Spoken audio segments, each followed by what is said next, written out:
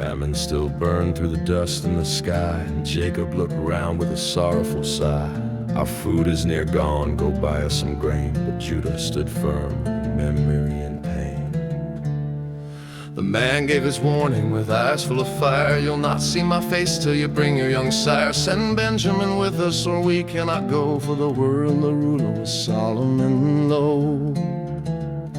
Israel cried, why did you tell him the truth? Why unveil your brother, the youngest of youth? But they said he asked plainly, and how could we know that he'd call for our brother and bid him to go? Then Judah arose, his vow was declared, I'll carry the blame, let my name be impaired. We could have returned, we could have been fed, but here we still linger in hunger and dread.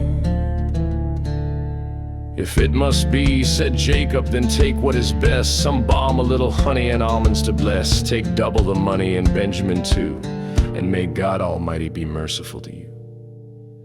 If I am bereaved, let it fall as it may. I'll trust in the Lord for each step of your way. So they rose with their treasures and trembling intent to the land of the Nile, where their footsteps were sent. Mercy at the table, justice at the gate. A heart that once shattered now wrestles with fate. Brothers and strangers trembling in awe as Joseph remembered what only God saw. He wept in the silence, concealed by the veil, but the mercy of God would never fail.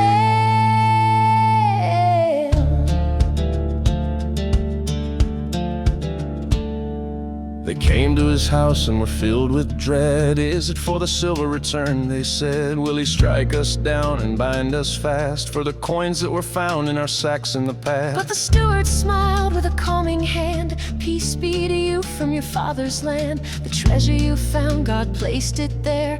I had your money, be free from despair.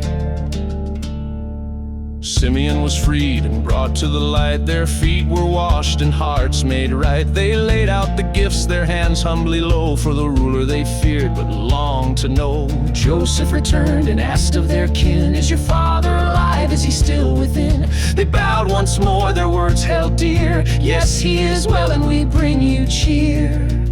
Then his eyes found Benjamin, his mother's own son, and the ache in his chest could no longer be undone. God be gracious to thee, he whispered in love, then fled to his chamber to pour tears above.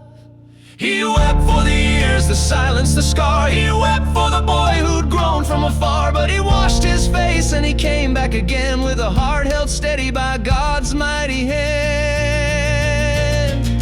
Mercy at the table, brothers unaware, they sat in their birthright, still caught in despair. But Joseph knew all his plan was divine. He fed them with mercy poured out like wine. And Benjamin's portion, 5 times the share, revealed love, remembered in grace, hidden there.